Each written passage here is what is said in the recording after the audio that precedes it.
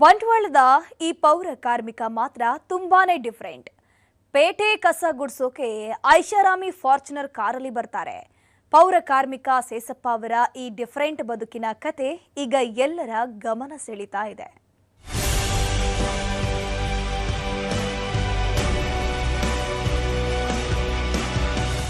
ಪೌರ ಕಾರ್ಮಿಕರ ಬದುಕಿನ ಕಲ್ಪನೆ ಎಂದಾಕ್ಷಣ ನಮ್ಮ ಕಣ್ಣ ಮುಂದೆ ಬರೋದು ಕೈಯಲ್ಲೊಂದು ಪೊರಕೆ, ಧೂಳು ಹಿಡಿದ ಬಟ್ಟೆ, ಕಸದ ಗಾಡಿಯೇ ಗತಿ ಎನ್ನುವ ಕಷ್ಟದ ದೃಶ್ಯ. ಆದರೆ ಊರನ್ನ ಅಂದವಾಗಿಡೋಕೋಸ್ಕರ ತಮ್ಮ ಬದುಕನ್ನೇ ಮುಡಿಪಾಗಿಟ್ಟಿರ್ತಾರೆ. ಬಿಸಿಲಿರ್ಲಿ, ಮಳೆ ಇರ್ಲಿ, ಚಳಿ ಇರ್ಲಿ, ರಸ್ತೆ ಮನೆಯ ಕಸವನ್ನೆಲ್ಲ ಹೊತ್ಕೊಂಡು ಹೋಗಿ ಊರನ್ನ ನಳನಳಿಸುವಂತೆ ಮಾಡ್ತಾರೆ.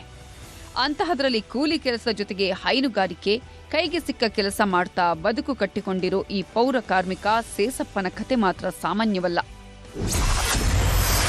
ಕಸಗುಡಿಸೋ ಪೌರ ಬದುಕು ಗೆದ್ದ ಶೂರ. ಪೊರಕೆ ಹಿಡಿದ ಕೈಯಿಂದ ಫಾರ್ಚುನರ್ ಕಾರಿನವರೆಗೆ. ಇವರು ಬಂಟ್ವಾಳ ಪುರಸಭೆಯ ಪೌರ ಕಾರ್ಮಿಕ ಸೇಸಪ್ಪ.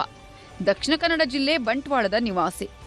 ಜನರು ಮನೆಯಲ್ಲಿ ಬೆಚ್ಚಗೆ ಮಲಗಿರುವಾಗ ಸೇಸಪ್ಪ ಮಾತ್ರ ಕೈಯಲ್ಲಿ ಪೊರಕೆ ಹಿಡಿದು ಬೆಳಗ್ಗೆ 5 ಗಂಟೆಗೆ ಬಿಸಿ ರೋಡಿಗೆ ಇಳಿದಿರ್ತಾರೆ. ಮಧ್ಯಾಹ್ನ 12 ಗಂಟೆವರೆಗೆ ನಗರದ ವಿವಿಧ ಭಾಗಗಳಲ್ಲಿ ಸ್ವಚ್ಛತಾ ಕಾರ್ಯದಲ್ಲಿ ತೊಡಗಿಸಿಕೊಳ್ತಾರೆ. ಕೇವಲ 3ನೇ ತರಗತಿ ಓದಿರೋ ಸೇಸಪ್ಪ 1996ರಲ್ಲಿ 50 ರೂಪಾಯಿ ದಿನಗೂಲಿಯಿಂದ ತಮ್ಮ ಬದುಕಿನ ಪಯಣ ಆರಂಭಿಸಿದವರು. ಮುಂದೆ ಕಾಯಂ ನೌಕರರಾದರು. ಆದರೆ ಬದುಕಿನ ಒಂದು ಹಂತದಲ್ಲಿ ವೈಯಕ್ತಿಕ ಮತ್ತು ಕೌಟುಂಬಿಕ ಸಮಸ್ಯೆಗಳು ಅವರನ್ನು ಕುಡಿತದ ಚಟಕ್ಕೆ ತಳ್ಳಿದ್ವು. 2005ರಲ್ಲಿ ಆಗ ಬಂಟ್ವಾಳ ಠಾಣೆಯ ಎಸ್ಐ ಆಗಿದ್ದ ಬೆಳ್ಳಿಯಪ್ಪ ಅವರ ಮಾತು ಸೇಸಪ್ಪನ ಬದುಕಿಗೆ ತಿರುವು ನೀಡಿತು. ಅವರ ಮಾತಿಗೆ ಬೆಲೆ ಕೊಟ್ಟು ಕುಡಿತವನ್ನೇ ಸಂಪೂರ್ಣವಾಗಿ ಬಿಟ್ರಂತೆ.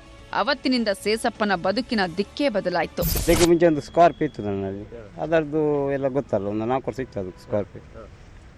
ಅದಕ್ಕೆ ಇದನ್ನು ಪರ್ಚೇಸ್ ಮಾಡಿ ಈಗ ತಗೊಂಡಿದ್ದೇನೆ. ನಿಮಗೆ ಆದಾಯ ಎಲ್ಲ ಹೇಗೆ ಬರ್ತಾ ಇದೆ? ಏನು ಪುರಸಭೆಯಲ್ಲಿ ಬರ್ತದೆ, ಪರ್ಮನೆಂಟ್ ಆಗಿ ಇದ್ದೇನೆ.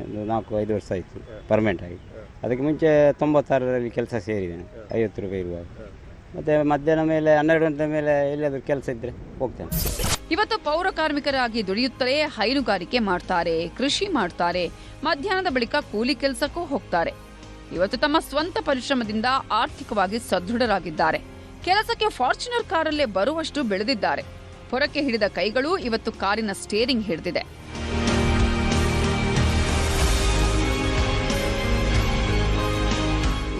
ಒಟ್ಟಿನಲ್ಲಿ ಯಾವ ಕೆಲಸವೂ ಕೀಳಲ್ಲ, ದುಡಿಮೆಗೆ ಯಾವತ್ತೂ ನಾಚಿಕೆ ಪಡಬಾರದು ಅನ್ನೋದನ್ನ ತಮ್ಮ ಬದುಕಿನ ಮೂಲಕ ತೋರಿಸಿಕೊಟ್ಟಿರೋ ಸೇಸಪ್ಪ ಪೌರ ಕಾರ್ಮಿಕರ ಶ್ರಮಕ್ಕೆ ಹೊಸ ಅರ್ಥ ಕೊಟ್ಟಿದ್ದಾರೆ. ಇವರ ಬದುಕಿನ ಕತೆ ನಿಜಕ್ಕೂ ಅನೇಕರಿಗೆ ಸ್ಫೂರ್ತಿ. ಅಜಿತ್ ಕುಮಾರ್, ನ್ಯೂಸ್ 18 ಪುತ್ತೂರು.